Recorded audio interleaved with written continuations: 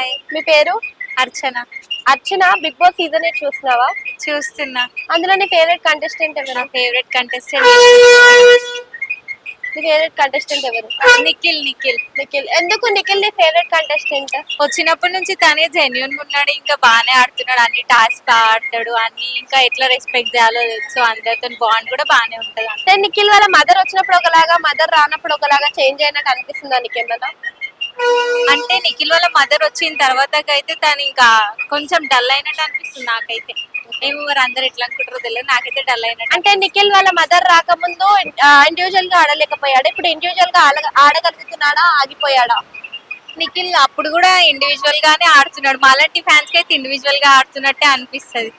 యష్మి విషయంలో తను రాంగ్ చేశాడా, రైట్ చేశాడా అంటే ఏం చెప్తారు? దాని గురించి మాకు తెలియదు ఇంకా.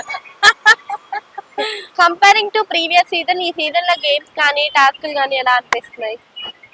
ఈ సీజన్ అయితే అసలు బాగాలేదు. ఎందుకు నచ్చలేదు నీకు?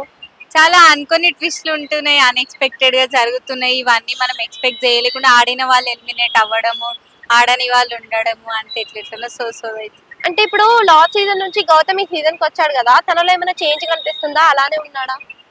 తను ప్రీవియస్ సీజన్ లో కూడా ఇలానే ఉంటుండే, ఇప్పుడు కూడా అట్లనే ఉన్నాడు. అసలు ఎందుకు ప్రీవియస్ వాళ్ళని తీసుకొచ్చి కొత్త వాళ్ళకి ఛాన్స్ ఇవ్వట్లేరు అని అనిపిస్తుంది. వైల్డ్ కార్డ్ వస్తే బాగుందా, రాకపోతే బాగుందా? రాకముందే బాగుంది. రాకముందు ఫైట్స్ తప్ప గేమ్స్ ఎంటర్టైన్మెంట్ లేదని అన్నారు కదా, మీకు అట్లా అనిపించలేదా?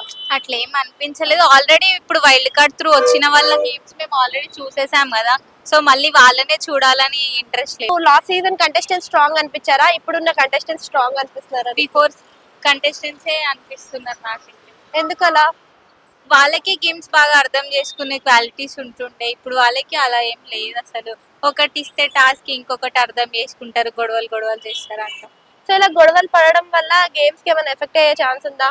అంటే ఇప్పుడు గౌతమ్ కూడా బాగా నిఖిల్నే ఎక్కువ టార్గెట్ చేసినట్టు కనిపిస్తుంది అంట, నీకు అట్లా అనిపిస్తుందా? అలా ఏం లేదు, గేమ్ లో ఎవరైనా బాగా ఆడితే ఇంకొకరిని టార్గెట్ చేయాల్సిందే కదా, మనం ఒకరిని విన్ అవ్వాలంటే ఆడే వాళ్ళని కూడా తొక్కాల్సిందే. విష్ణుప్రియ ఏమైనా చేంజ్ అయిందా, అలానే ఉందా?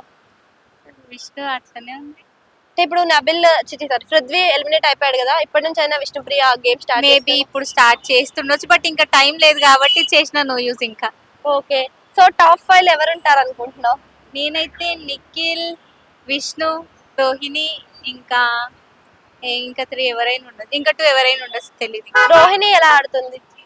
అసలు రోహిణి ఏం ఆడట్లే, ఆడుతుంది ఏదో కొంచెం 10-20%.